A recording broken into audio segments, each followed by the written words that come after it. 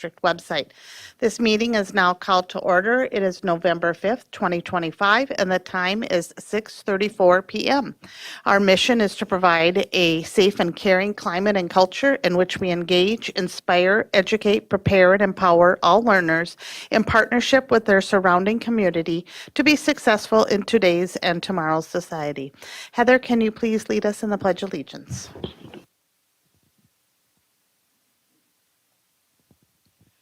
I pledge allegiance to the flag of the United States of America and to the republic for which it stands, one nation, under God, indivisible, with liberty and justice for all.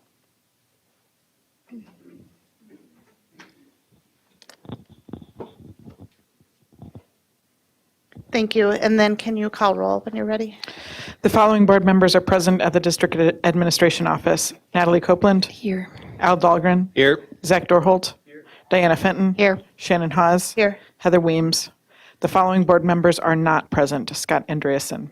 The following cabinet members and staff are present at the District Administration Office. Superintendent Dr. Lori Putnam, Assistant Superintendent of Secondary Education Dr. Jason Harris, Assistant Superintendent of E5 Learning Nikki Hansen, Executive Director of Finance and Business Services Amy Scalarud, Executive Director of Human Resources and General Counsel Tracy Flynn-Bowe, Executive Director of Innovation and Technology Services Katie Herbold, excuse me, Executive Director of Operations Matthew Boucher, Executive Director of Special Education, Danny Mayer, Director of Community Engagement and Communications, Tammy DeLand, and Media Technicians, Paul Novak and Gordy Scott. Thank you. Then I'm looking for a motion to approve tonight's Board of Education meeting and work session agenda. So moved. Second, whatever. Thanks. That's the spirit. I'll take a motion by Natalie and a second by Al. Heather, can you call vote? Heather Weems, yes. Shannon Haas. Yes. Diana Fenton. Yes. Zach Dorholt. Al Dahlgren. Yes. Natalie Copeland. Yes. Then we have the consent agenda. The consent agenda consists of non-controversial items the board adopts routinely without debate. Any single member may remove an item from the consent agenda by requesting removal at the time the consent agenda is moved for adoption. On tonight's consent agenda, item A, approval of personnel staff changes. Item B, approval of monthly financial report for September 2025. Item C, approval of monthly treasurer's report for September 2025. Item D, approval of proposed revised board policy 611 homeschooling third reading. And item E, South Junior High School long-term facilities maintenance improvement change orders totaling $1,460.83. At this time, does any board member wish to remove an item from the consent agenda? Okay, then I'm looking for a motion to approve the consent agenda as read.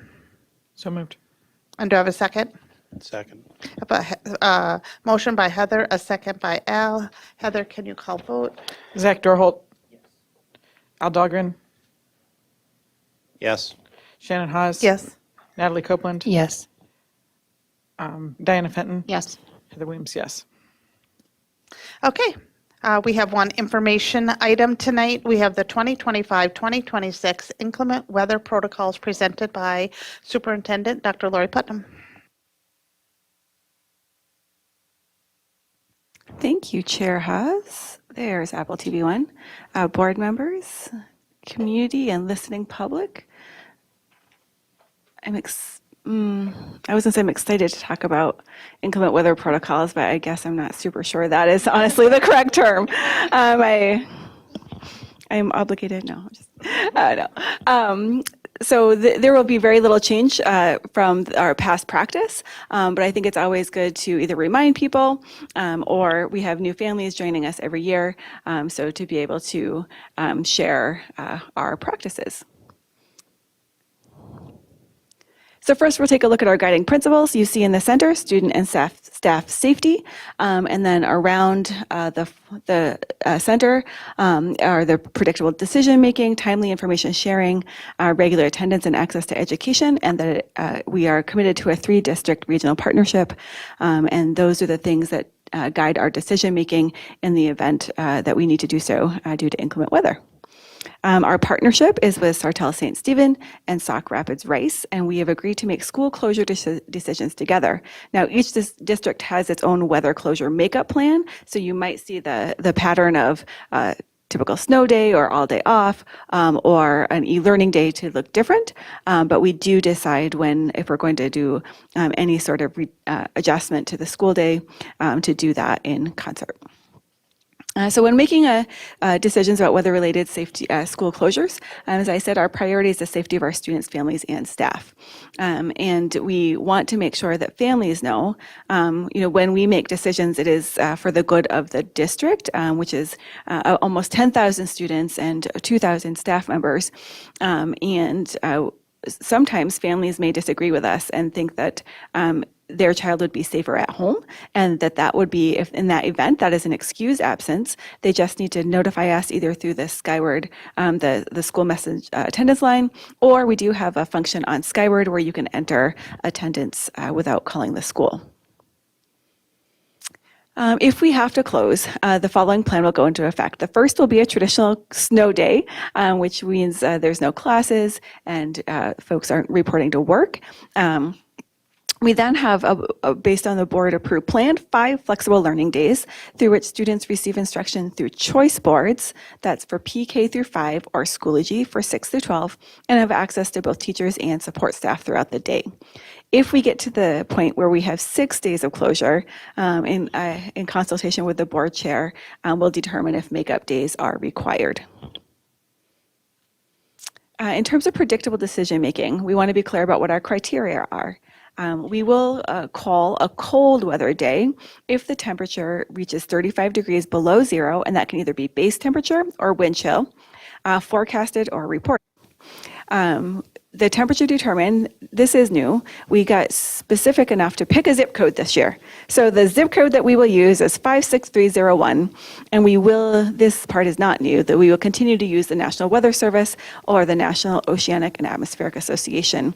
Their websites will be the source of information that we use. If temperatures are predicted to rise above 35 degrees by 9:30, we will sometimes consider a late start. And then for inclement weather, we will take a look at things like snow, ice, wind, fog, and accumulation of those factors, and then thinking about current road conditions. And we hear from both our own internal transportation teams, our contractors, as well as local municipalities. We are in touch with county and city road crews and managers that morning as we're looking at not only our assessment, but also the cities and their progress in plowing or icing. In terms of timely decision-making, we will make decisions about closures or delays the evening prior. If we're going to communicate, if we can. That's a very hard thing to do, knowing how unpredictable weather can be. And so often we will wait into the morning. If we can, we will certainly do it in the evening. However, if you've not heard from us by 9:00 p.m., you won't hear from us that night. And any morning communication, those will start to go out at 5:15.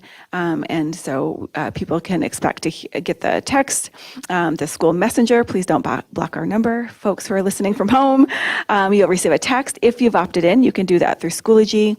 It's always on our website through a pop-up banner, and then also through local and statewide media outlets and social media. So important considerations. We do ask that families please make a care plan, particularly for our PK5 students. Please communicate with your child's teacher what the plan will be. If we have a early release, we try not to do those, but if that is in the event that would happen, we ask people to know ahead of time, or if we call a cancellation, to be prepared for what might happen for your child that day. And in the event of a closure, early childhood classes and services are canceled in the event of any late starts. And then when we close, all district facilities are closed. We don't have activities or practices, games, although there is the asterisk. There may be rare exceptions made in partnership between the superintendents involved if there is a state level competition and it will impact the result of our teams being able to move forward in state play. But otherwise, we have no games, evening classes, ABE, McKinley Night School, or community education. And that wraps up our overview of the weather closure protocols, and we welcome any questions. Does anybody have any questions? No? Are you using a specific website to get 56301 weather information? Yes, we use the National Weather Service, or Which is NOAA. National Weather Service is at St. Cloud Airport, which is 56304. You can put in your zip code. There's a place where you actually enter your zip code, and it'll tell you specifically for that one. It's what we all use, the superintendents. That's fine. It's just that they use the 56304. The weather station's at the airport. And that's 56304. Just Okay. curious. Okay, anything else? All right, thank you. Moving on to discussion and action items. First up, we have the approval of naming of the ISD 742 multi-purpose athletic facility presented by Apollo High School Principal Justin Scalarud. Welcome, Justin. Glad to have you here. Thank you. Glad to be here. Just get logged in.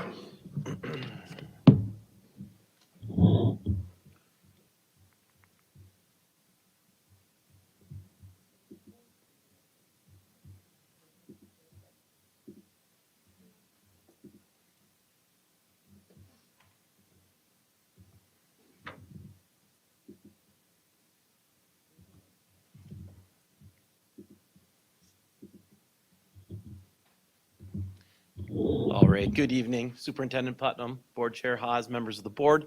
It's my honor to be here tonight as the representative of our multi-purpose facility naming committee. I want to say thank you to all the members of that committee that were able to be a part of this process and come to the point tonight where we're going to bring 3 names to you to be able to choose to move forward for the naming of our facility that we'll break ground on this spring. Little bit of background on board policy 899 and the naming of school district facilities. Starting on the left, how it works. The superintendent appoints a naming committee of up to 10 members. The committee proposes 2 to 3 potential names, and we are bringing 3 names to you tonight for your consideration. The superintendent reviews and makes recommendation to the school board. The school board approves the final facility name. A little bit about who's a part of the committee. Parent or community representatives, school or program administrators, teachers or staff members or staff members, city or business community representatives, residents with local and historical knowledge, and another group that is not on here, but the superintendent felt, and myself as well, that should be is students. So we have students that were a part of this process as well. And then looking at the naming categories, different opportunities to use and bring into this: distinguished individuals, geographic area served by the school, significant local, state, or national events. So that was the starting point of this process that guided our work in bringing those 3 names here. A little bit of background on our facility. On April 8th, voters approved the building of a $15 million multi-purpose athletic facility for Apollo Tech Crush and community use. This is an indoor turf facility that gives access to play soccer, softball, lacrosse, and practice baseball, football, and golf. It also houses batting cages and golf simulators, and we are in that planning process. As you all know, Bid Pack 1 has gone out. We're meeting with the design team twice a month to continue the planning, and we're getting to a point where we're starting to talk about furniture. So you know we must be a good point in the process where we're ready to break ground this spring. And a picture of what this is going to look like. This vantage point would be standing in the teacher parking lot, the south parking lot at Apollo by the tennis courts. After tonight, we'll be able to take 742 Athletic Complex off and be able to get these renderings changed to meet and start talking about what we'd want the design of that to look like once we've completed the naming process. That same image and that same vantage point will be coming down 8th as well. So when you're coming down Veterans, it will also be labeled there right next to the pond, kitty corner from the Quick Trip, if that helps. So we have three names, our rationale that we're going to bring to you, and then I will, open it up to the board for discussion. And coming to a conclusion of one of those names, I am happy to answer questions about the process. But I want to start with bringing name one to you. And naming committee recommendation one is the Apex Athletics Complex. And the word apex reflects both the physical height of the facility and the goal of reaching the peak of athletic training and achievement. The name inspires students to strive for their highest potential while positioning the facility as a premier location for sports and training. And I will tell you the word Apex, if you haven't seen the building in Rogers, and I know some of you have, it stands out. It's a large building that comes to a high point, and with that part of Apex, along with what we want the users to achieve, really that's where the starting point of that came along after conversations ended with Apex Athletics Complex for option one. Option two plays on that word Apex 742 Athletic Training Facility. If the board were to choose to have our district number included in that, we wanted to bring that option.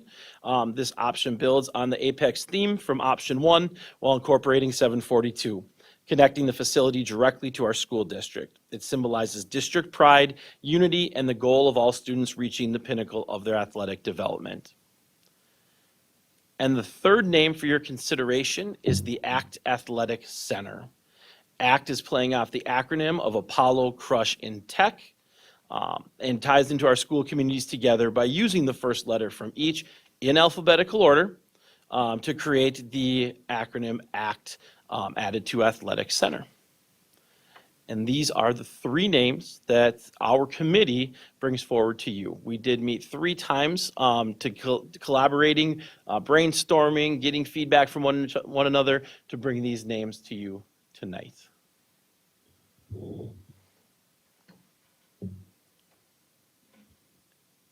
Natalie? Not trying to be difficult, but what if we put some together? Let me just say what I'm thinking, and it doesn't have to be this, but I'm just wondering why it's Apex Athletics Complex, but then when you go to number 2, it's not just Apex 742 Athletics Complex. You know what I mean? Yeah, and at this point, bringing the names to you, I'm going to actually turn the superintendent on this one. We're turning these names over to the school board. And at this point, this is our recommendation. I think what ultimately you land on is Dr. Putnam and I are comfortable with bringing that here. And if there's a combination or tweaking of the two of them, I think that is up to the board. Diana, were you going to jump in? Yeah, I'm going to agree with Natalie in the idea of Apex 742 with the combination athletics complex from the first. It's like combining 1 and 2. I think that's what Natalie's going for. So 4 So words? instead of athletic complex and then athletic training center, training facility, it's using Apex 742 from the second slide, but from slide 1, athletics complex. Does that make sense? So you're thinking Apex 742 athletic complex, athletics Athletic complex. complex. Well, I can't even say it. Is that what you? I'm going to just call it Apex 742. Athletic complex. There That's what was you were thinking? there was conversation in our meetings that some of the folks that liked it with the name of the changing of the name of the hockey center in St. Paul, that calling it Apex, that it also could be called the X, because there is nothing called that as kind of a nickname play on Apex. So that was part of our conversation. We could Yeah. call it that either way, but there is no formal Excellency X anymore. Yep. I like the Apex Athletic Center. What was the first one? Was it Apex Athletics Complex? I like that one, but I wish, and it doesn't have to be part of the name as far as I'm concerned.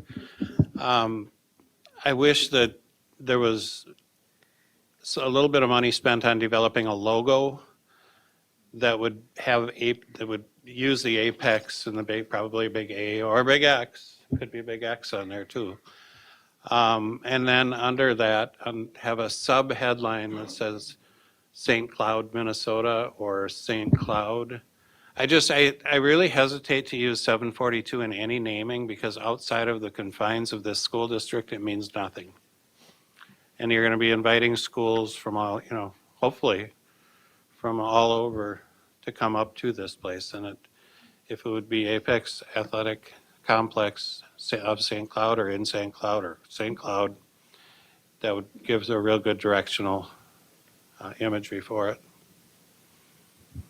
Diana?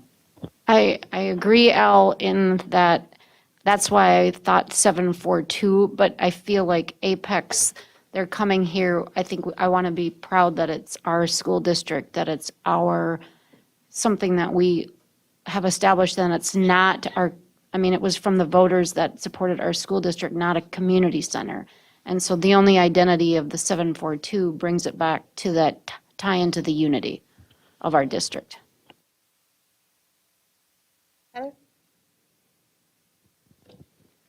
I probably side with Al that the 742 to me is just additional.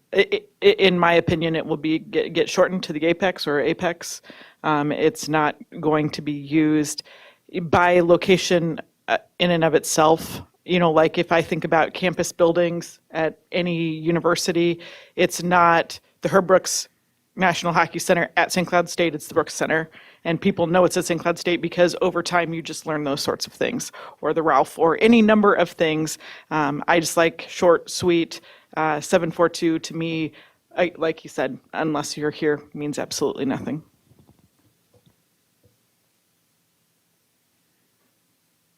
Natalie, sorry. I just want to give number 3 some time on the mic. I actually really like it that it's Apollo Crush and Tech. I just don't, because ACT means another thing. Yeah. That's my only concern with it. I wish it didn't, because that's actually my favorite, but I just think that might be more confusing.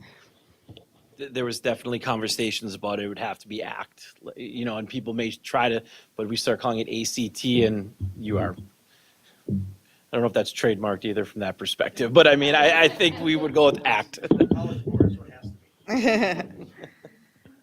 One more shot here. I Googled it, Apex Athletic Complex, and I get an athletic complex in Colorado, and I get the Shields Athletic Complex in Sartell. So I worry about people who are searching and coming to our city. Like, I'm going to search Apex, right? And I'm going to tell Siri to search Apex, and where is she going to bring me?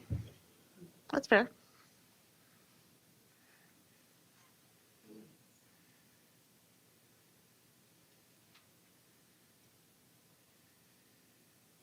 Anybody else thinking?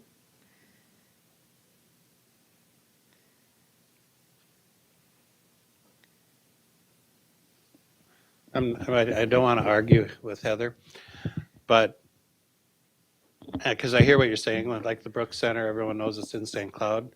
But when you go to the Brooks Center, St. Cloud is plastered all over that building. It's got the logo, it's got St. Cloud State Huskies, it's got, yeah.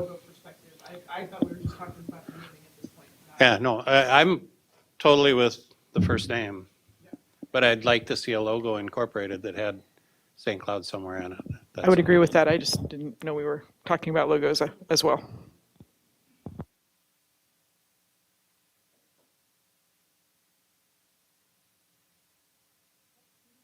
And it could also incorporate St. Cloud Area School District. It doesn't have to just be St. Cloud. Yeah, yeah. When we had talked about we weren't going to use a 742 signifier, which I do agree with, right, that doesn't always have a lot of meaning outside of the district. We did talk about using the brighter, our St. Cloud area schools, right, the 742, or with or without that, right, but the brightness of it, if it were also part of the name, right, I'm not a designer, but then it also, right, it gives not only the place, but our brand, and it brightens up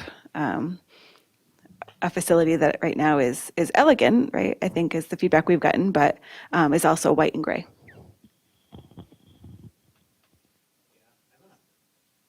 I want to give the feedback that I gave you the other day.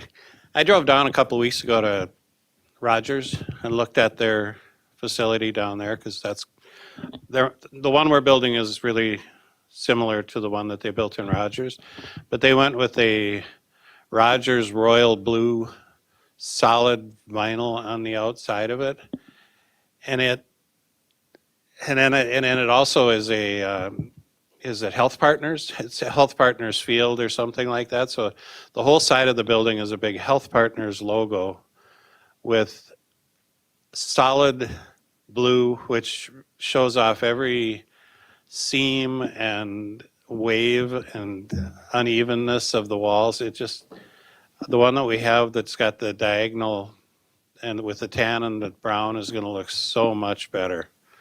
You're not going to see any of that. It's going to look like a finished building. The entrance on the building that was added really distinguishes where to go into that building. And again, down there, you wouldn't know where to go. It's just one little door on one end of the building, and that's their entrance, but it's not marked or anything. But it looked like a beautiful building. It's probably gorgeous on the inside. Zach, do you have 2 cents? Just last thing, I'm just going through it in my head. The Apex at Apollo on Highway 15.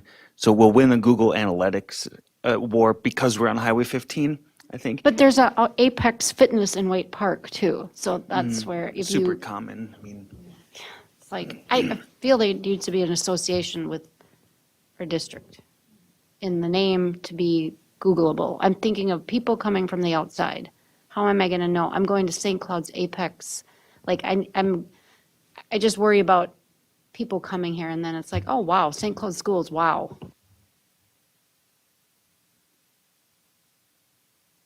So back to you guys, and I'm not quite sure you were agreeing or not, but the 742, what if that, are you saying what if it was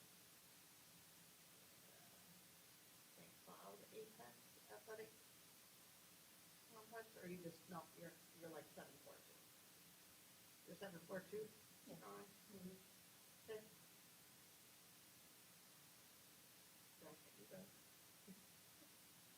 And you guys are what? What, this is your Apex, is that what you are? I don't remember what you are. As long as it was done in a logo format, and then you could incorporate whatever you want underneath it to designate where it is. So it could be St. Cloud Area School District, St. Cloud Area District, School District 742. It could be however you wanted it underneath there, but as a subheading, not part of the name or the logo. So it'd be very similar to that thing on the wall right there. If underneath it, it said St. Cloud Area School District in a smaller font.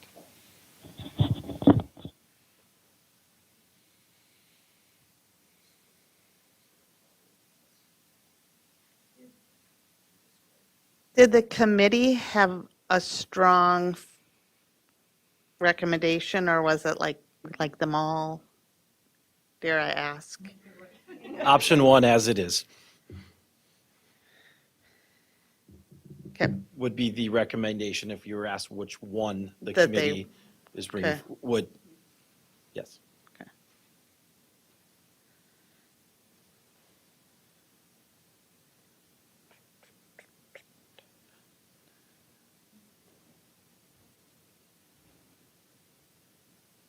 anybody else?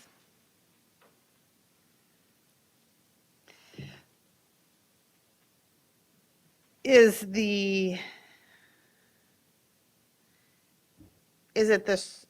the Natalie and Diana, is it the desire there, what's on the internet, the name, what's the title, the name that's associated with the address, or is it the logo, or is it verbally what people call it? What's driving you're like, no, I think it should be this, because this, I think what's driving me is tying it directly to our district. That's because I think where it sits, yes, I know it's by Apollo, but I want, I guess, the public to know that it's part of our school district and not something that was funded by the city, or I think that's maybe where I'm thinking. And I like what was put on the slide. It's incorporating, connecting the facility director to our school district. It symbolizes district pride, unity, and the goal of all students. So it's more of that symbolism. And yeah, I mean, I want people when they are coming here to go, wow, that school district really supports their students, their student athletes. Natalie, and then Yeah, I would piggyback on that and say, I think the most important thing to me about it being 742, besides the pride, is that the voters said yes to it and they're paying for it. And so, and they live in our district, so I feel like it's really important to honor that as well. yeah. This, I may be missing because you may be tied to 742, the 3 letters specifically. So if I am, I'm sorry. I'm not trying to dismiss that at all. Could we get on board with Apex, St. Cloud Area Schools? Because honestly, Apex Athletics Complex, try saying it out loud. Yeah, It's actually really hard to say out loud. Zach? So are we asking for an official name of the facility? Yes, we are. Can I see slide 2 again? So, and back to 1. So what if we just added 742 after Apex, the Apex 742 Athletics Complex? That's what they were saying over there. Yeah, right. So that's, I mean, that's exactly what you're saying. Yeah. Yeah. Okay, I just wanted to clarify, just, I was thinking too hard. Okay, so there's that one thought. And then if we bounced it back to you guys who are saying no to the 742, what if it was using St. Cloud, going with Apex St. Cloud Athletic Complex? Is that what you said? Suggested? wonder is dropping the Apex. and just say Apex St. Cloud Area Schools. St. Cloud area schools. Okay.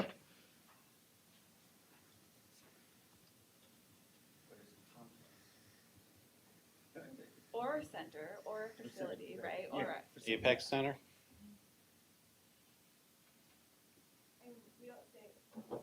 and texted me to say she can't hear us. Sorry, but we don't usually, right? We might say the Excel Center or the right? But like, we're gonna go down to the Excel. Like, do you have to have a noun, another noun? Like, could we just go with Apex? We're gonna go to the Apex. Join me at the Apex. It Just would trying make a better logo. It would make a better logo. And kids aren't going to say anything other than some variation of Apex. Correct. That's what I think too. That- I would just say in a logo, though, you don't need the whole thing. I mean, regardless of what you have, I mean, St. Cloud State, and again, I'm just using that, but their logo is the St. C. It doesn't say St. Cloud at all. It's a logo is, to me, separate. I would suggest that you could, and get somebody who's a graphic designer way beyond me, but 742 exclamation point has the same number of letters as APEX. You could do something in that same font and color scheme that maybe could tie the two together. But I like Apex. I would keep it as short as possible.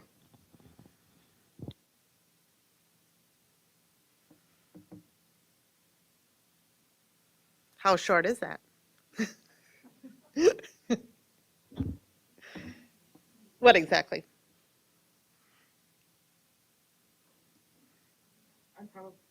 And probably just for one. It just, to me, makes sense. And then if you have a location underneath it, just as part of it, I don't know that that's, I guess I don't know why that has to be in the title of the building.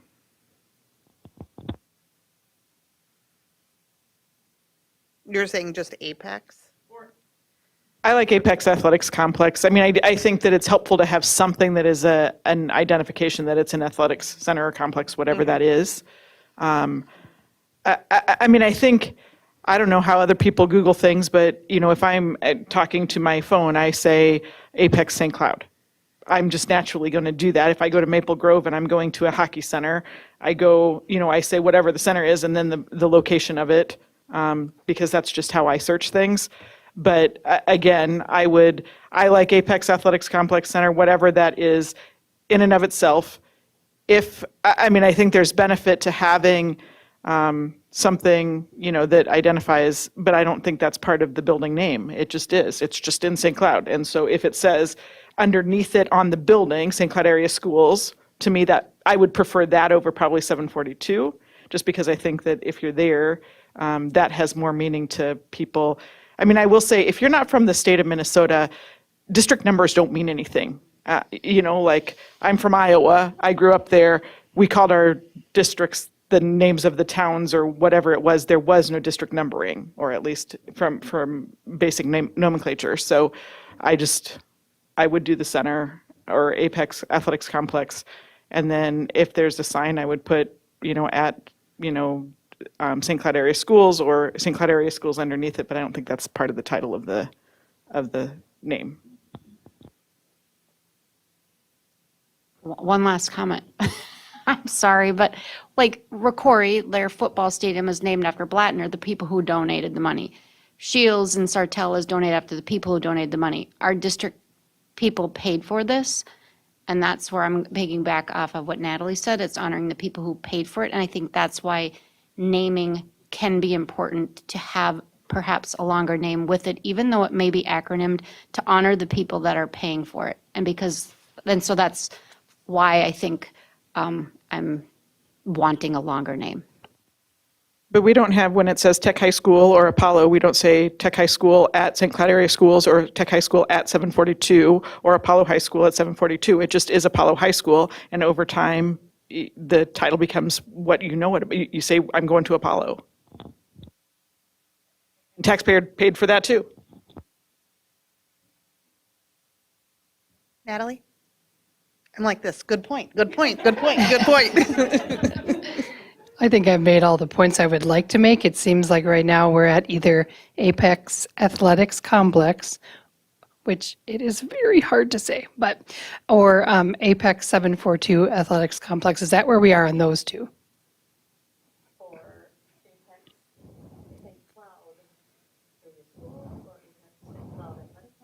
I want to also honor the committee. Like, we already made them go back to the drawing board, for crying out loud, poor Justin. So I think, to honor, at least, I know I'm the one who came up with the combo, so maybe I'm the dishonoring one, but at least it's using all the words that they came up with. So I'm just wondering if we're at that point where there's those two, so we can figure that out. Just what the option one is there, or adding 742 in between Apex and Athletics. Can I just say that that's easier to say if it's Apex Athletic Complex than if it's a Apex Athletics Complex?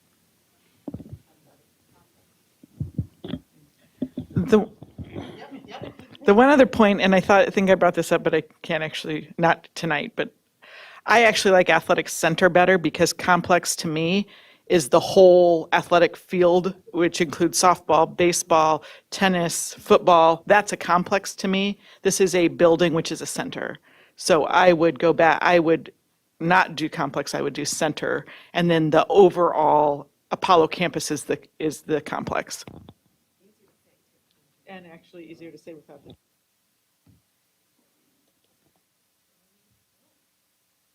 Then we'd be at Apex Athletics Center or Apex Athletics 742 Center. Yeah? If we're taking out complex.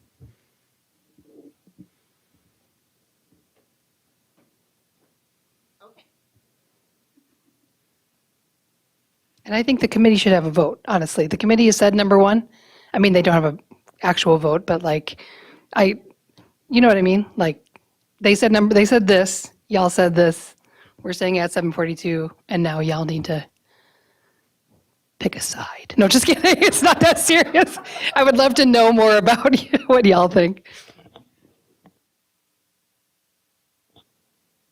Okay, so are you suggesting that are we time sensitive on this? Are you suggesting that we send two back to the committee? No, okay. Okay, we're done with that. We are making a decision tonight, and I do not want to be the decision maker, but I'm like either one, so if you guys get majority on that, we're down to two, we think, right? We like Apex Athletic Center or Apex 742 Athletic Center. Is that correct?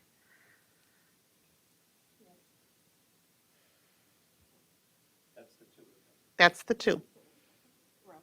And you guys are both no to 742. And you guys are yes to 742. And I'm feeling a lot of pressure that I'm going to be stuck in the middle here. So Where's Scott? text him.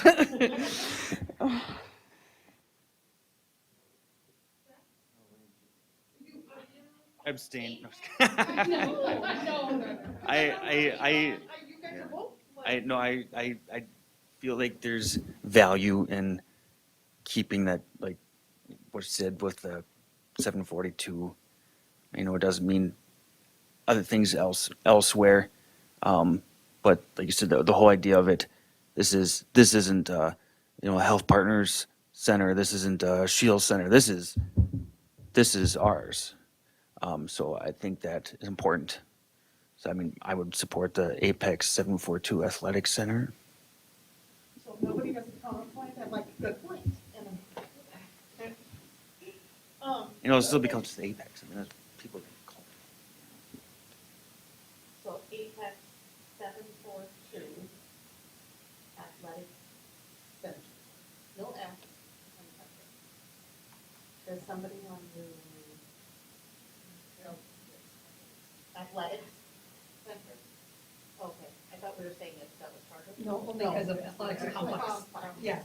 Okay, so we could see if we could all agree on Apex 742 Athletic Center. You don't have to agree? No, we need, this is an action item, we need a majority.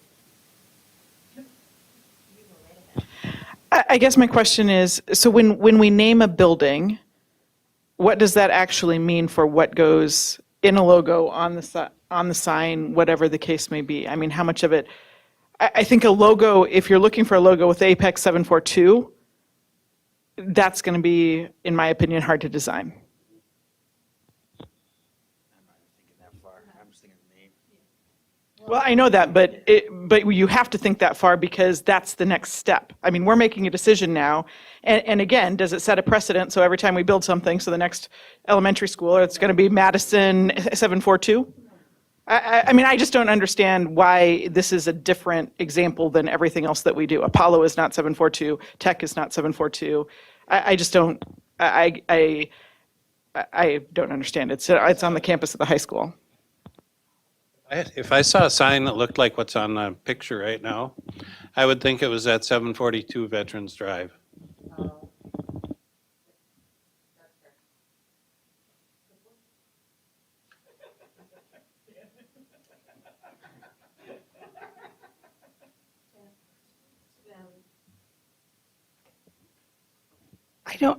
I mean, I'm not really sure I care what anybody thinks, but the voters who paid for it and the people in this room. Like, people coming from out of town, I want them to know where it is, but like, it's really, why I put 742 in there, and I'll just say this again, is because to honor the voters, that's all.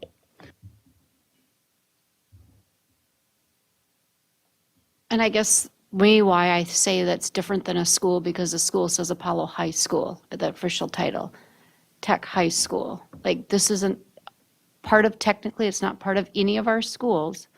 And so then it ties it to the district. And I think school has the school name in the official title. So I think it's different than a athletic center.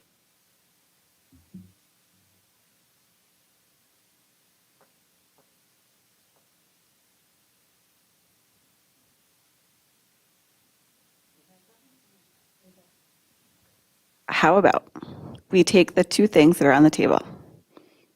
Though I'm still not sold on the S. So I would like clarity on that. But, so what if we take the two things and give you some design options? Right? So you can see what it could look like, how we might be able to incorporate your desire for connection to place, and your perspective that doesn't mean much in the, right, as a number alone. So what if you guys can agree to those Apex Athletic Complex Center, and then we will do some experimenting with design around the tie to St. Cloud Area Schools 742. Would that, and then you could choose once you could see that. Would that make sense? And then they ask as a question. I think that's a great idea, and I was going to also say, can it be with an S and without an S? You know, because I don't think I know which one it should be, or if do we feel really, I mean, yeah, do we feel athletic or athletics, or is that also something on the table? I don't care that much. I mean, I work in this business. Yeah. I don't like it when they call me an athletic director because it means I'm an athletic. Yeah. I mean, it speaks to me. I'm a director, and supposedly I'm athletic, which may or may not be the case. Athletics, what takes place in this center is athletics. It's not athletic that takes place in the center. Yeah. We're not describing, if it's an athletic complex, we're saying the complex is athletic. No, it's the activities athletics is the activity that's inside. It's just my own personal working in the industry. It's how I choose to look at it. It's an athletics, that's what happens in the building, complex or center. I agree with that. I like an S.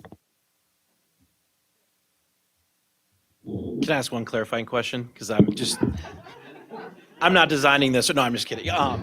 But is the idea, I want to make sure I'm understanding what everyone's, is the graphic for Apex and then the words are the two options? Or is this all one encompassed logo? That's where I'm unclear of what, just to clarify, if it's Apex, stop, and then we've got the words that we're sharing. I'm sorry, I can't even remember where we're at right now. So whatever the two options are, or do we want it all into one logo incorporating that all? Because that's where, yeah.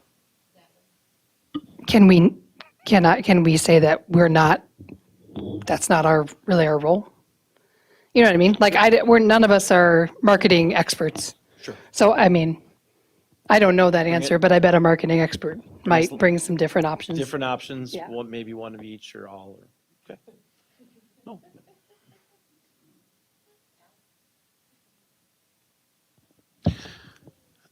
I played around with this some one day, and I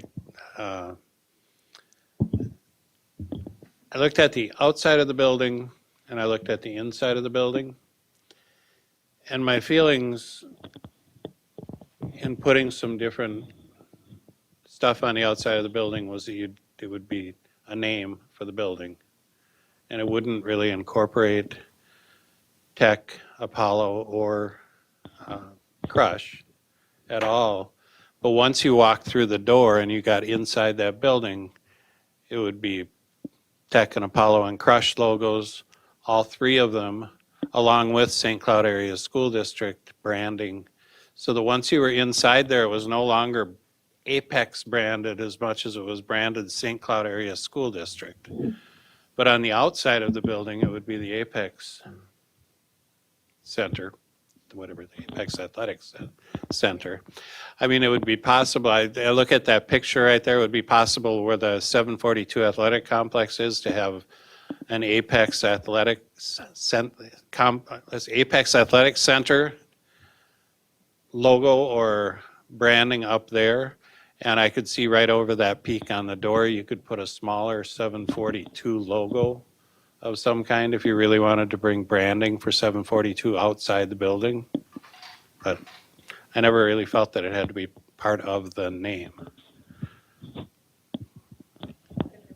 Yeah, Al, I just want to let you know, we saw the first images of the interior, and your idea is where we started, and including Apollo, Crush, Tech logos on the walls and inside, and it's first, we gave lots of feedback, but being able to have the soccer fields having a Apollo logo at one end, the Tech logo, to make sure kids feel, from all of our schools, feel represented when they're in the building. So we'll bring some some more back, but we've definitely started that process and it'll look great. Just want to say, when you're self-employed, you have time to do stuff like that.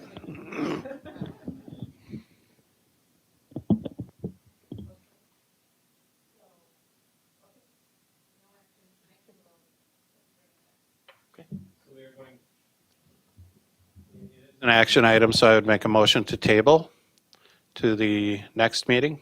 Is that fair? No? That's December? pretty quick turnaround. First meeting in December? Yeah. Okay.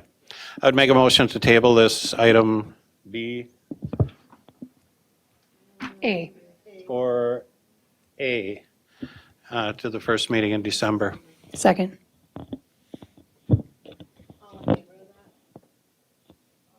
Aye. Aye. Thank you. No, that's fine. We'll have something for you.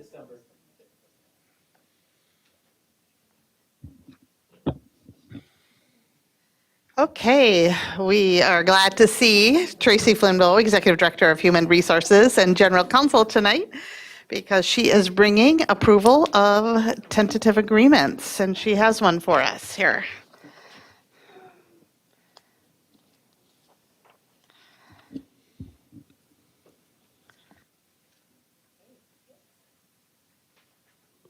Good evening, Chair Hawes, board members who we've been spending so much time with at the bargaining table, and Superintendent Putnam. I am pleased to be bringing forward a tentative agreement with our St. Cloud Area Bus Drivers Association.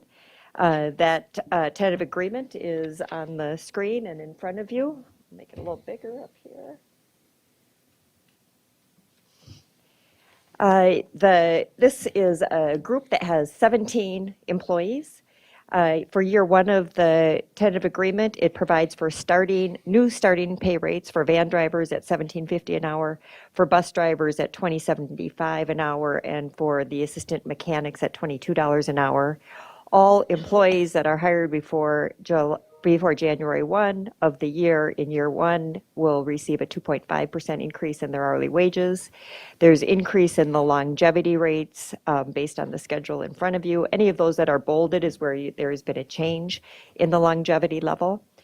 We increased the district insurance contribution to the single plans by an MOA before bargaining began to $640 per month.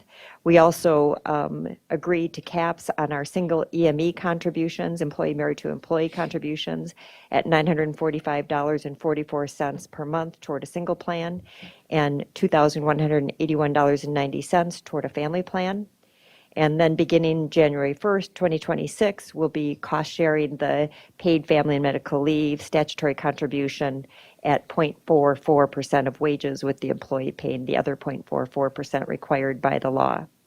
In year two of the contract, it provides for a 2.20% increase in hourly wages for all employees that were hired before January 1 of 2026.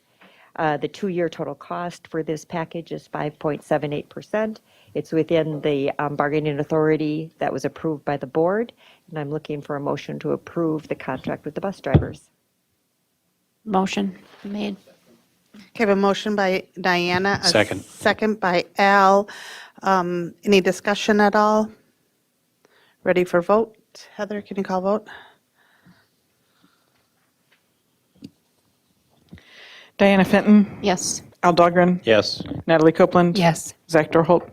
Shannon Hawes. Yes. Heather Williams, yes. Thank you.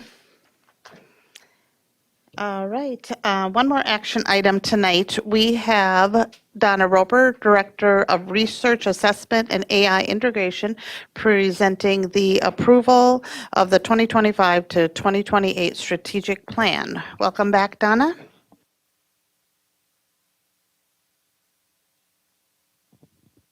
Good evening, Chair Hawes, Superintendent Putnam. Happy to be here tonight. It marks the final step in the development and approval of our 2025 through 2028 strategic plan. I believe everyone has a copy of the final document, and I just want to put out there a grateful thank you, a big thank you to our communications team and Carla Hiltner in particular, who helped us tweak and update the changes that we needed to make here. You might recall from last time that we noted on the back side of the document the addition of the 4 pillars: safety, collaboration, belonging, academic excellence. And then on the front side, we really made very minor refinements to language,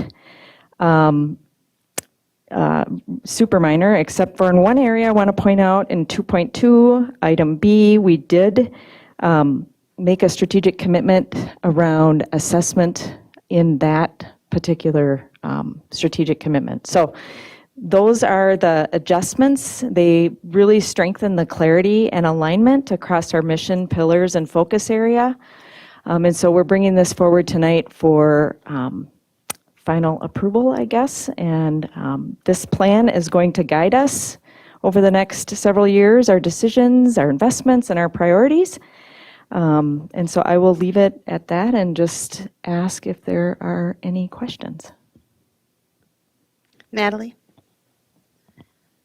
Yeah, I think this looks great. When I was reading through each of these, without the 2 or 3 lines underneath, the only one that didn't necessarily make sense right away to me is objective 2.1B, which is ensure all students have access to grade level standards.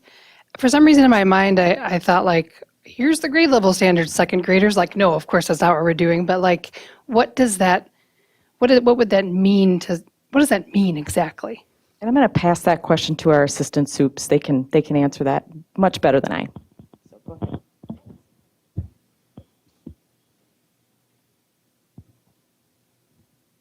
Good evening, Chair Haas, Superintendent Putnam, board members. Just to get me into specifically around grade level standards, right? So if I take 6th grade, we want you to be exposed to the standards in 6th grade. So if it's math, say math 6, right? What standards do students need to know and master in 6th grade? We want them to have those standards in the curricular resource, right? So if it's the math resource, all kids are exposed to it. We've seen in the past where kids maybe in 6th grade and they may be below grade level, right? Some of those students may not get the core content for grade level standards. And so what we found in the past that if kids aren't exposed to grade level standards, they're not going to do well on the assessments that grade them, right, around proficiency. And we've seen that over time, right? And so when you look at it across, they need to be exposed. By the end of 6th grade, what should I know and be able to do, right? And so we have to understand the standards to get them there. That makes sense. I will withdraw my question. Thanks, Jason. Anybody else have any other questions or comments? I know we discussed this last meeting. So this is coming back as an action item. So we're looking to motion to approve the 2025 to 2028 strategic plan. Do I have a motion for that? And do I have a second? Okay, I have a motion by Natalie, a second by Diana. Heather, can you call vote? Al Dahlgren, Yes. Heather Weems, yes. Zach Dorhold, Natalie Copeland, Yes. Diana Fenton, Yes. Shannon Haas. Yes. Thank you. Okay, then we are moving on to a Board of Education Standing Committee reports. I think we have several of them. Chair Zach Dorholt, do you have a report for Board Development Policy and Governance Committee? Yes. I'll give it to you too. How about that? So Board Development Policy and Governance Committee met on October 22nd. We reviewed suggested future agenda items from the October 15th board meeting and decided not to move forward with any topics related to those suggestions at this time. 3 policies reviewed were Policy 901, Community Education. No changes were made to this existing policy. Policy 899, Naming School District Facilities. Changes to this policy were suggested, and the revised policy will be presented tonight. New Policy 990, Memorials for Deceased Students or Staff. This new policy was reviewed and is scheduled for its first reading at tonight's board meeting. Thank you. Then I believe Finance and Audit Board Committee Chair Heather Weems, did you have a meeting?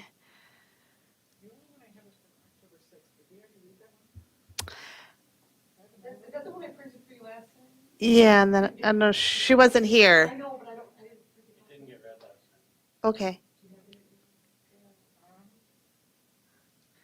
While you look for that, because we can table it, let's bounce. Okay. Yeah, please. The Legislative Board Committee Chair, Al Dahlgren, can report first. It isn't going to take long because I'm not going to go into it. Because we're- We'd had a discussion about the 2026 board legislative platform, and that's going to be presented shortly. Perfect, thanks.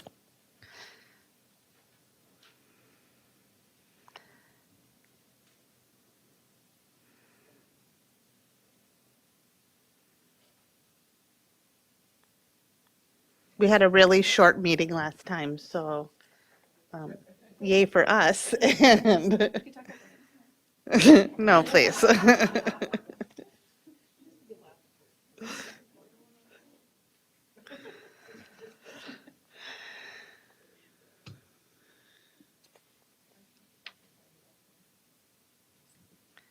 Should we just table it? Is that okay?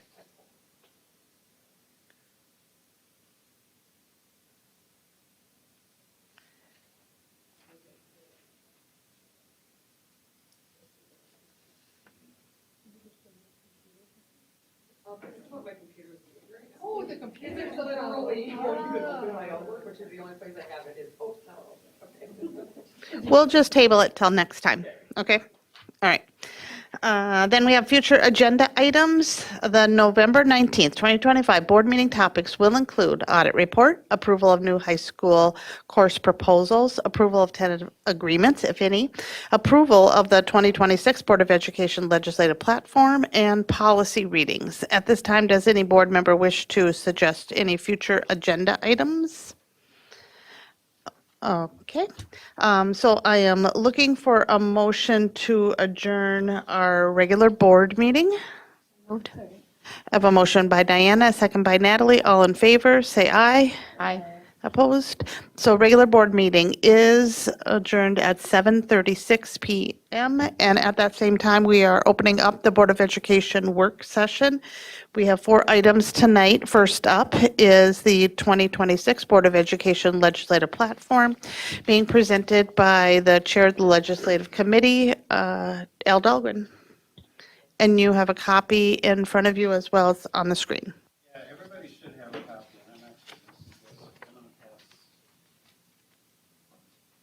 This around.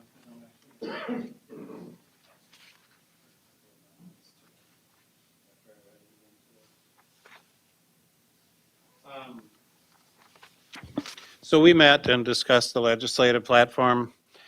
By bringing forward the legislative platform that we had last year, thinking that it isn't going to be too much different from what we wanted to move forward with this year, but we did change a few things in there. Starts with the introduction, talks about the Constitution of the state of Minnesota. And then we talk about being a unique district with a student population that includes 69.9% free and reduced lunch. State average is 43.4. 22.9% students with IEPs. State average is 17.6. And 22.5% English learners. State average 9.2. These demographics present challenges that require strong and equitable state investment to ensure every student receives a high-quality education. District, we updated the next session to go from the world's best workforce standards to these, CACR standards. All children are ready for school, all racial and economic achievement gaps are closed. All students are ready for career in college, all students graduate from high school, and all students are prepared to be lifelong learners and engaged citizens. And CACR, by the way, is Comprehensive Achievement and Civic Readiness Standards. So then we say, with these goals in mind, the District 742 Board of Education urges the governor and the legislature to support the following priorities. The first one, no different than before, is to eliminate the special one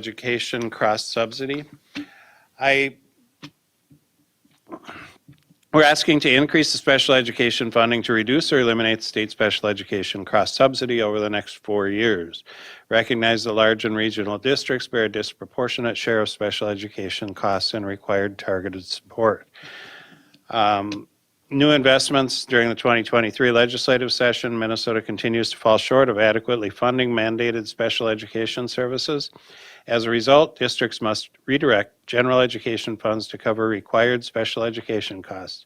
Districts with high special education costs suffer from disproportionately large general education revenue shortfalls. The next paragraph is the one that I'm suggesting. Just reading it today, it wasn't reading right to me. So in the blue on the sheet that I handed around, I'm suggesting a different paragraph there. And this is taking it from a general statement on special education to a statement that's specific to District 742. And it just says, in St. Cloud, the special education budget is $48.7 million with a cross-subsidy of approximately $9.2 million.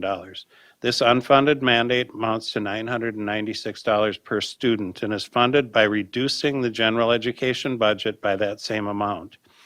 It's critical to clarify the cross-subsidy does not mean special education is underfunded. Special education is fully funded only because we are required to redirect general education dollars to cover mandated services. As a result, core instruction, staffing support, and student opportunities in general education are reduced to meet these legally mandated costs. We're asking the state to meet its funding obligation for special education so our general education students are no longer forced to bear the financial burden of this statutory shortfall. And in the original one, it just said the $996 per student, which is then reduced from the general education fund, which to me didn't make clear sense. And I always feel in talking with legislators that when you talk about special education cross-subsidy, their first thought is that you're saying that you believe that special education is underfunded. When we say fully fund special education, they think we're advocating for more funding for special education, when actually we're advocating for more funding for general education because we're shifting those dollars. Special ed tends to be fully funded always because we have the cross subsidy and we use those dollars elsewhere. So what I tried to do in this was clear that up so that it's really clear to a legislator who's reading it that we're asking for more dollars for general education, not special education. I'll stop there. Is there any comments on this or? Keep going. Number two goal is to strengthen an oversight and accountability of charter schools and the use of public funds. We changed this a little bit from last year's, but I believe we did have charter schools in there and asking for accountability, but we made a few small changes. The legislature should ensure strong oversight and fiscal accountability in the operation, authorization, and funding of charter schools. Specifically, we urge policymakers to evaluate the use of public funds in charter school operations, including mechanisms that allow private entities to construct, lease, modify public education facilities, and then profit from those arrangements. Require transparent reporting on charter school expenditures, facility ownership, and management contracts, ensuring that public education dollars are used solely for the benefit of Minnesota students.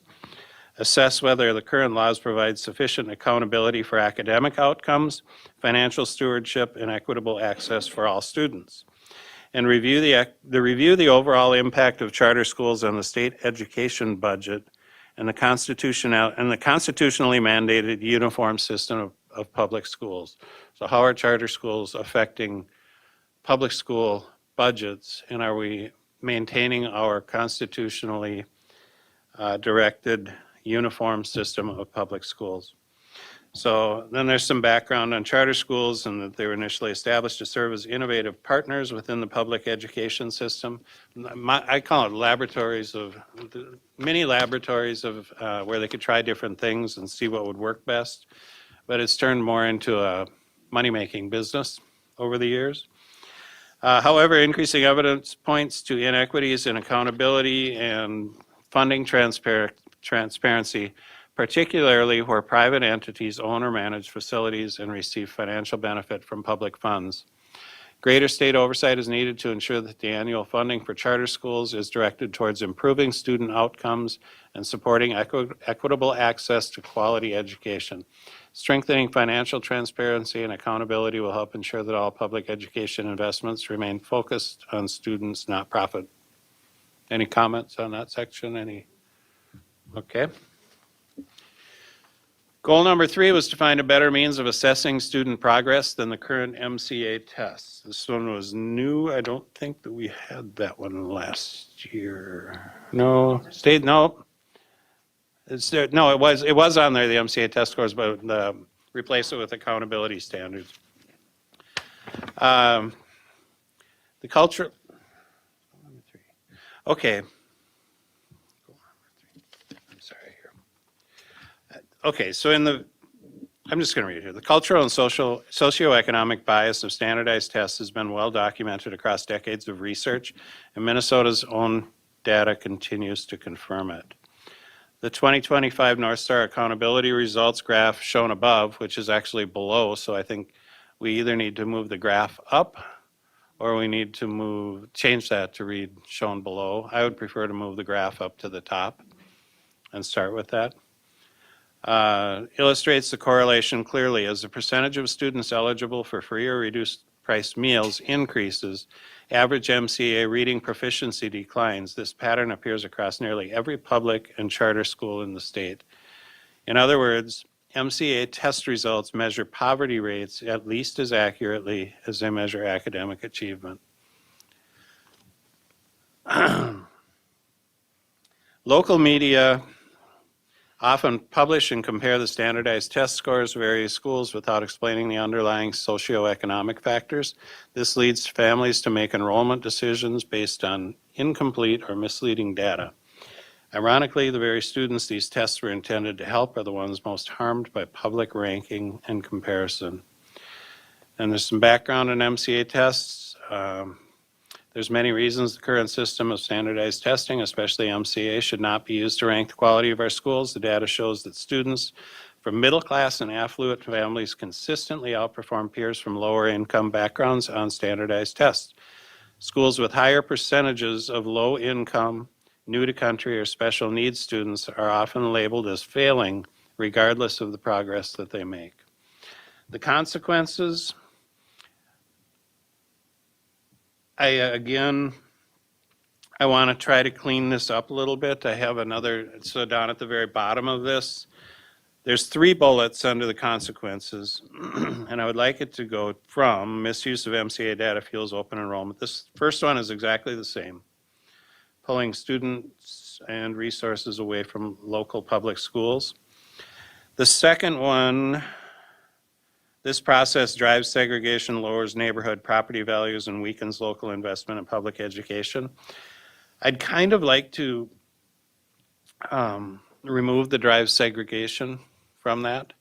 I don't know if that's our, I'm fine with leaving it in there. It doesn't really matter to me, but I just misuse also drives segregation, discourages employer investment, which is, I think, is a really, to get out of this funk of low incomes producing low test scores and all the problems that go along with that, we have to get some quality employers into a community. You're not going to get the quality employers coming to that community if you have low MCA scores. So publicizing MCA scores actually drives out the very employers that you need in your community to solve the problem of lower test scores. So discourages employer investment, lowers property values, and erodes public confidence and support for public education. And annual MCA testing drains instructional time and diminishes morale for students and educators without providing meaningful insight into growth or learning, is how I would change those. But, yep. Yeah, this is really good, Al. Did you want to do, I know you said local public schools on the sheet you just handed out, and here it says community schools. So I didn't know which one you were thinking about there. On bullet point 1 under consequences.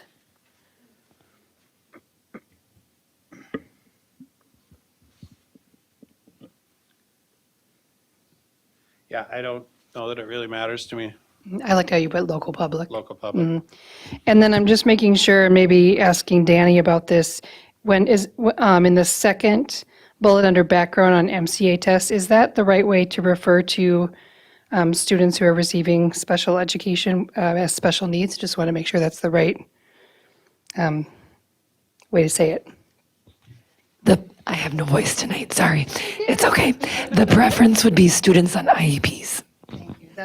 I was thinking that, Say that again, students. On IEPs. Students on or students with IEPs, but the indication is that they have an IEP, an individual education plan. yeah, thank They are you. not special themselves. Thank you very much. Okay, that wasn't changed from last year, so that was one. Okay, then we must move towards assessments to measure what matters. Growth over time, problem solving, and readiness for life beyond school, not a family's income level. And then that's where the graph would go up to the top. Okay, and goal number 4, support full funding of recently mandated employment policies. Paid family leave.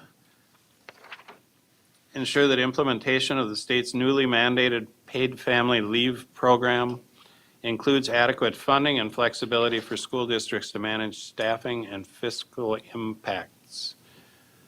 Unemployment insurance for educational support staff. Change or align unemployment benefit requirements to appropriate state funding, support, or grant districts levy authority to meet this obligation without reducing classroom budgets. Right now, it's costing a lot of money, and it's going to start taking money away from the classrooms. And in the background, same, it was from last year's, but the legislature's 2023 expansion of unemployment benefits for eligible educational staff helped retain essential employees, but funding was one time only. Without, and Lori, when we talked about this one before, you mentioned repeal from the one bullet point, but it has repeal down in this too, so I don't know if you want that changed. So we could say without substantial change, continued, so.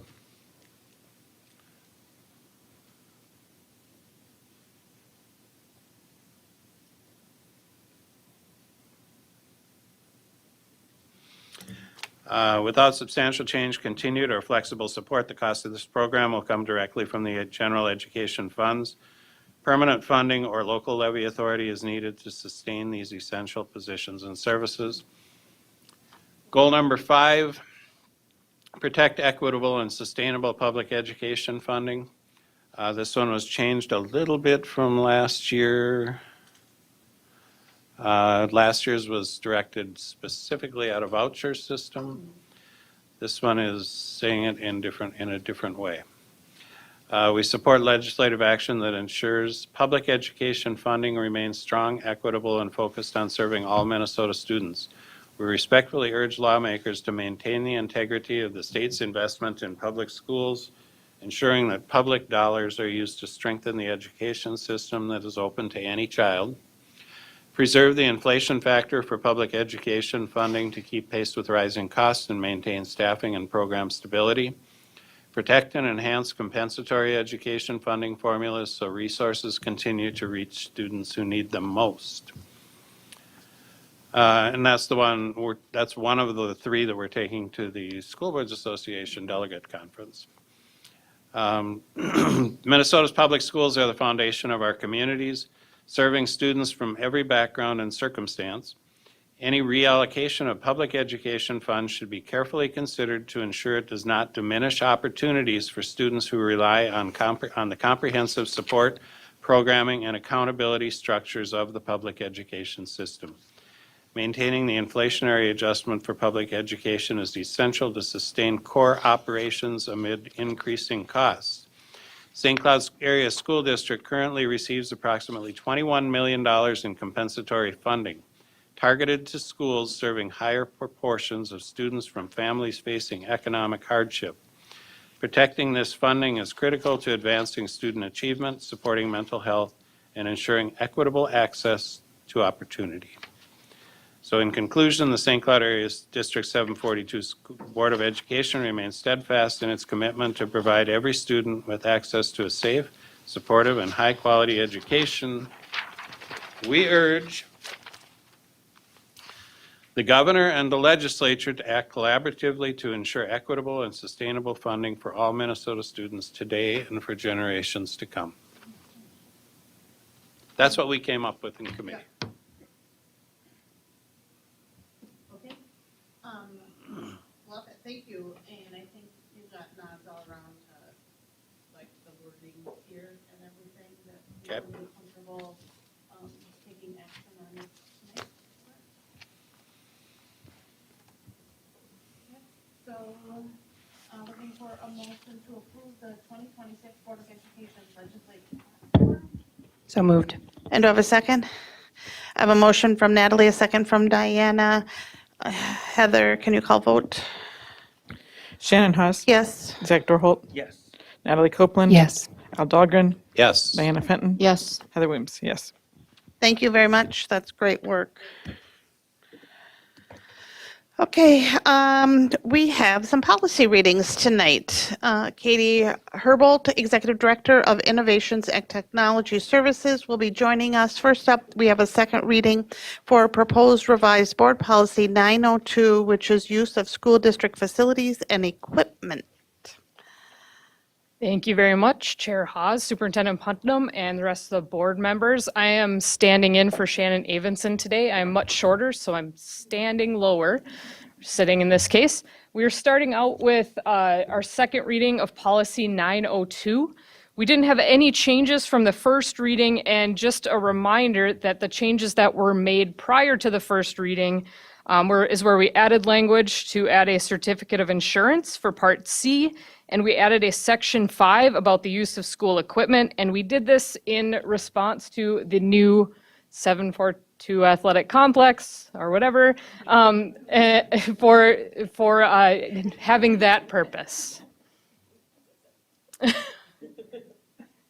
It was on the picture. Okay. I don't think anybody have any discussion or comments on that one? All right, we'll roll into our next policy reading. Joining us is Matthew Boucher, Executive Director of Operations, presenting a first reading on proposed revised Board Policy 899, naming school district facilities. Thank you, Chair Haas, Superintendent Putnam, and board members. It's a pleasure to be here tonight. I'm a little intimidated, seeing as how long the last conversation around naming went. It's fascinating because this is one of our shorter policies, but one of our longer conversations.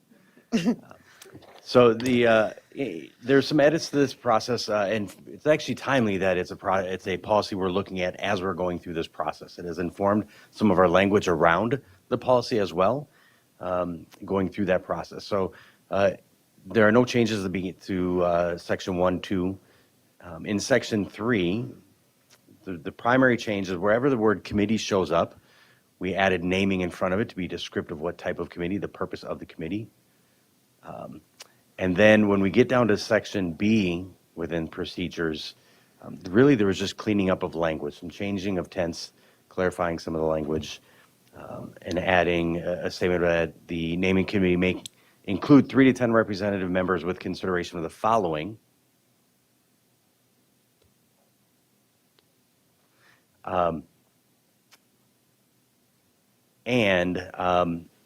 The ranking of, that's not a rank order of consideration of representation, but we felt it was important to put students at the top of that list because they are why we exist as an organization, and so their representation is important. So while it isn't rank order, we do want to prioritize them as a group, representative group within the process. Could I make a suggestion that if we don't want it to be a rank order, we just use bullets? Certainly. And it wouldn't be. Others? Very fair. Yep. Yeah, Yep, leave it in same any order. change the bullets. Just Yep. use bullets instead of 1, 2, 3, 4, 5. I was trying to Yeah. give Matthew the sign. I believe that when that got retyped, it should be 8 to 10, not 3 to 10. Okay. Thanks. for the number of committee members. 3 to 10 would be bizarre. It used to be 8 to 10. Okay. I was going to make the comment, I'll make it right now. In 3 procedures, there's the line that says the superintendent will or designee will appoint a naming committee of not more than 10 individuals.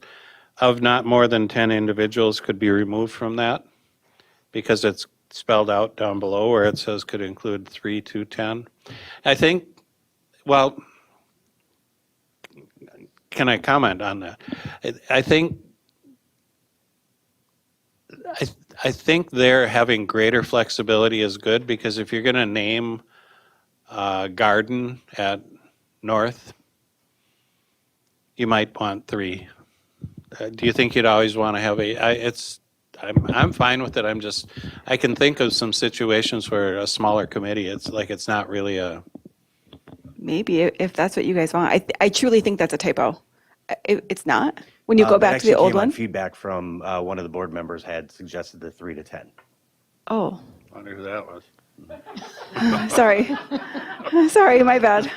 But we don't name gardens, right? We don't because when we get to the memorial, like we only name facilities. And I don't know. And if you guys want to set that precedent that you want 3 people. I'm totally fine with 8 to 10.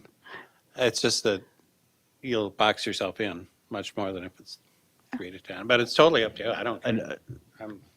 The down here could also say up to 10 again. I mean, that could say be up. purposely redundant. Well- And then, so we have a cleared maximum number without defining a minimum number. Yeah, but up to 10 could be 1.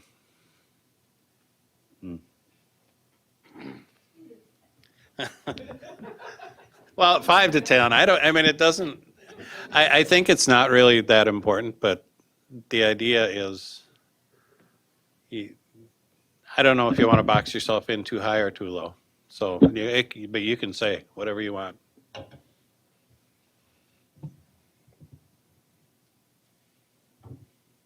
After this process, I'm hoping we don't ever have to name a facility again. So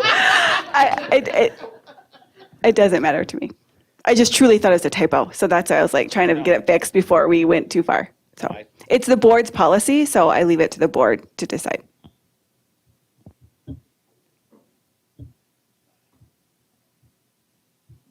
So if you put 3 to 10, but then you have 8 things listed there, even if they are in bullets, then someone's going to have to decide which ones they're not going to do and which ones they are going to do. So if we're going to have all 8 be really important, so important that they're in a policy, it should probably be 8 to 10, is my feeling about that. Fair. I would offer, the language doesn't require a representative from each one of those bullets. It just says that it should be considered representation from each of those bullets. But it stops short of saying each must be present.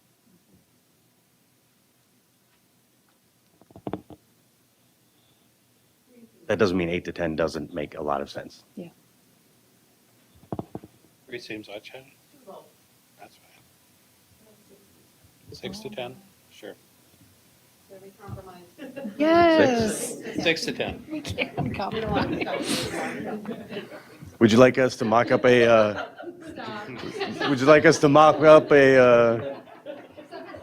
logo for this and come back to you in a week? Well, then as we progress through this policy, based on some suggestions, other things that happened here is, in our experience, the listings that followed in the red stricken C and D actually felt fairly prescriptive. And there was some decision to make this more descriptive. And so the new C is actually a combination of the old C and D, and moving away from a prescriptive listing and more of a description of what we're looking for, which reads as follows. When developing a new facility name recommendations for school board approval, the naming committee and the school board will consider diverse perspectives and representation, both historical and contemporary, to ensure the naming processes reflect the community's collective interests. If an individual's name is considered for inclusion in the name of the facility, they must be deceased. So that really is a combination of those two in spirit and specifically lists that came before. And then there's no other edits after that. Anything else we'd like to discuss? Nope, you got the remove from the 10. Noted. All right, thank you. One more. We have a proposed new board policy, 990, memorials for deceased students and staff. This is the first reading, and we're bringing it back to Katie Herbold, Executive Director of Innovation and Technology Services. Thank you again, Chair Haas, Superintendent Putnam, and members of the board. This is a policy Shannon Avenson has been working on for quite some time, and then I was able to step in and hopefully help a little bit. So this is a first reading of our new policy, 990. There's not an MSBA model policy for memorials, but it's recommended to have a memorial policy, and many districts across the state have implemented one. We reviewed a number of those policies from other districts, about a dozen, and took recommendations to the board policy committee and are bringing it forward for the first reading. We tried to take parts of the policy we felt were good and fit what we needed, and then make adjustments based on what we have done in past practice and also what we would like to see in the future. So if we look at the purpose, since it's a new policy, I'll read that through, or at least part of it. St. Cloud Area Schools recognizes that the loss of a student or staff member profoundly affects our school community, students, staff, and families alike. The purpose of this policy is to provide clear guidance for memorial decision-making and memorial-related activities within the district. And then if we just look at some of the general statement, we wanted to make it known that school facilities are not intended to serve as the primary venues for memorializing deceased students or staff. And then if we take a look through into the memorial policy, I know you've all had a copy of this, we set up a couple of different areas or different types of memorials between temporary and permanent. Temporary memorials must be located in areas that can be supervised by school staff but may not alter district property. And there's some other language in there about temporary. And then in permanent memorials, they must be self-sustaining and may not become the financial or operational responsibility of the district. And then per board policy 899, if a deceased staff or student name is suggested or used to name or rename a district facility, it must be approved by the appointed naming committee and the school board. So a little callback to our last policy.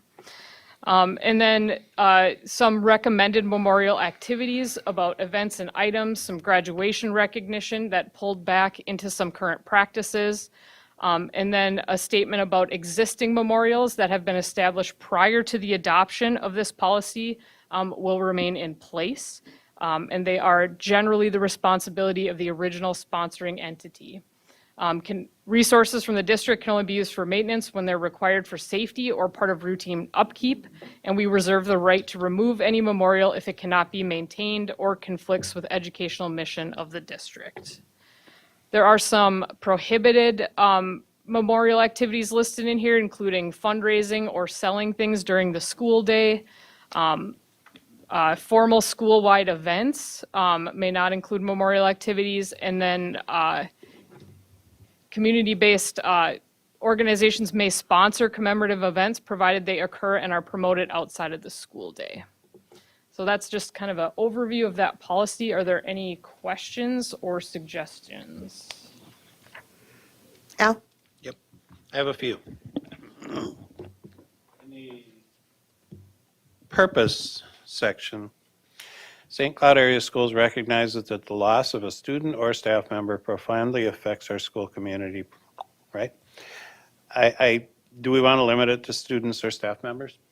Or is it the loss of a member of our school community affects our school community? Could be volunteers, it could be retired, it could be a emotional support dog, you know. But everybody should be included in there. In section 2 definitions, I don't understand section 2 here. We talk memorials, I get it. Living memorials, we have a definition, but it's never mentioned in the policy.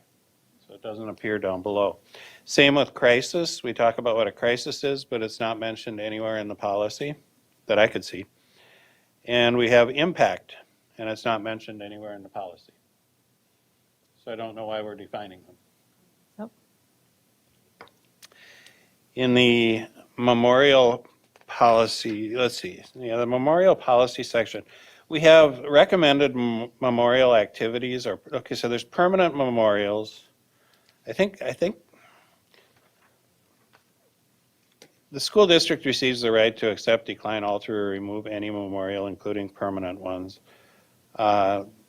Must be self-sustaining and may not become the financial or operational responsibility of the district. I'm wondering, in this, commemorative events, graduation, recognition, and existing memorials are recommended memorial activities, but I think one of the most common memorial activities that's used is to plant a tree in someone's honor. And I don't see anything about that here, and I don't know why we wouldn't encourage that. That if someone wants a memorial, to plant a tree in someone's honor is a great way to do it, because the thing is there for a long time and it takes care of itself for the most part. I also was wondering where things like, if someone wanted to have a bench, an engraved bench or something like that, that would be a no, or that would be? From administration's perspective, everything you're naming is what we are trying to set a boundary with. Okay. Only because things that we don't anticipate happening, right? Like that south plaque, right? If there's a tree where we want to do make Apex, build Apex, right? Where our center is, it's just so hard to predict, and then it's hurtful if things don't have to get moved, and then the tree dies. Do we have to replant it, right? So those are the kinds of things we were trying to actually stop. Okay. Also, some families may be able to memorialize their student's staff member, and others may not be able to. So creating a more permanent memorial like that may single out people over others.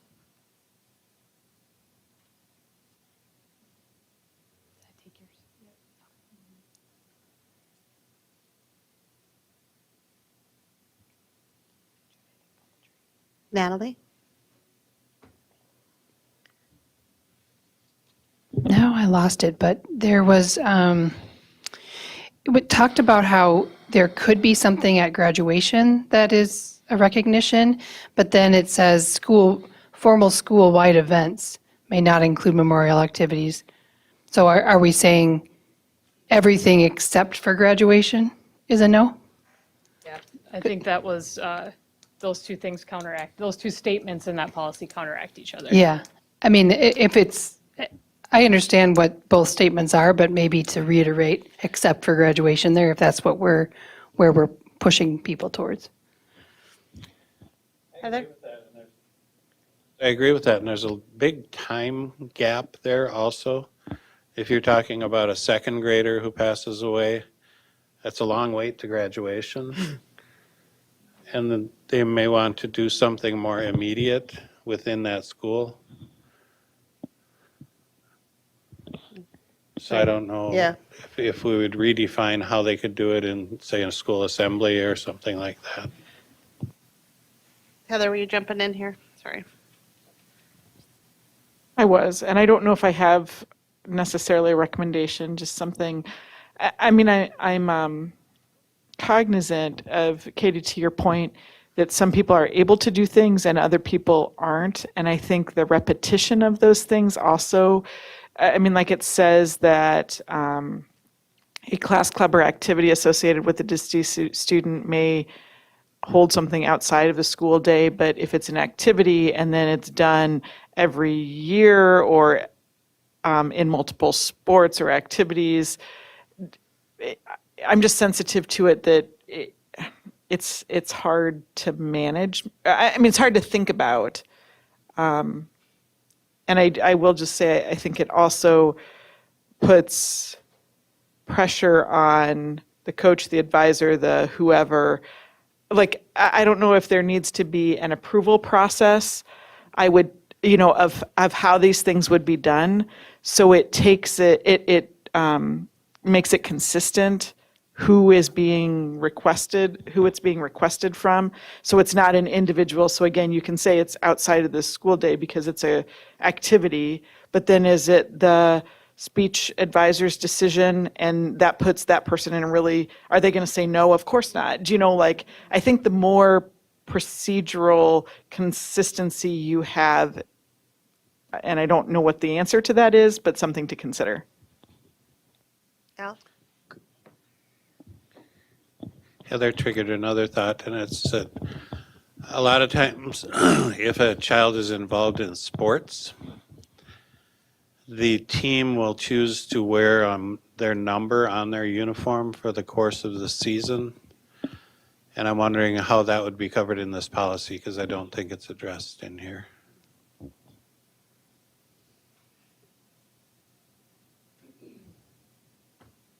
Natalie? I think in general, it seems like what everybody's saying is like, this is what we're not going to do with only like one thing that we are going to do.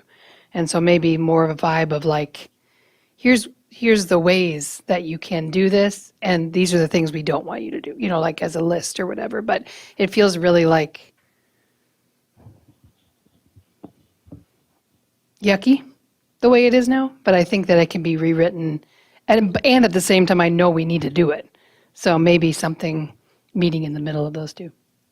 It's hard to anticipate because the way that our students memorialize each other changes all the time. Right. So Right. Could I add? Having recently dealt with this as a principal, I didn't think about something until you said it, Alan. It might be language in the graduation recognition one, but recognizing that we're talking about a student who passed Wallen High School, might be language to add there. So we're being specific that the second grader is, I don't know, just putting it out there. And then the other part to your question, students will come to administration to talk about how can we, what can we? And part of the reason this language would then define what's out of boundaries helps the conversation as well.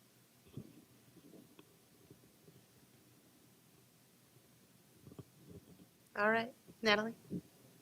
The only pushback I have of if a child dies while in high school is what if it's like the end of 8th grade? Like I can just think of, I don't know. There's no easy answer, but. Anything else? All right. Thank you. Yep, Heather, you sure can. Just one thought, and again, these are so hard to think about and talk about. If there's going to, but then it gets into the time thing. I mean, the other thing that I'm cognizant of is, would it be restrictive for some people socioeconomically? Like if some people can afford to put a bouquet on a chair and other people can't, for graduation, you would do it so it's through the school. Okay, so everyone's given that opportunity in the school. Okay, that one perfect. was That's helpful. suggested by our high school principals. Do you do it right now only if they pass away in high school, or is it? No. Yeah. Only because I think the precedent started when there was a fairly significant missing child, right, in this community, and so that started, and so I think that that's continued.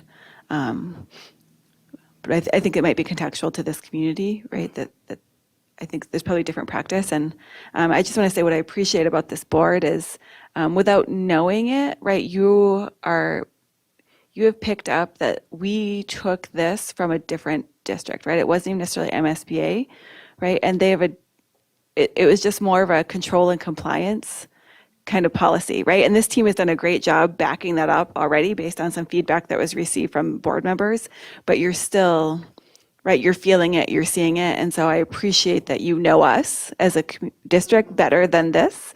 And so we will gladly, revise the tone and try to come at it more of these are the ways we know it's a loss for everyone in the community. These are the ways we want to honor that and try to be more positive and affirming about it.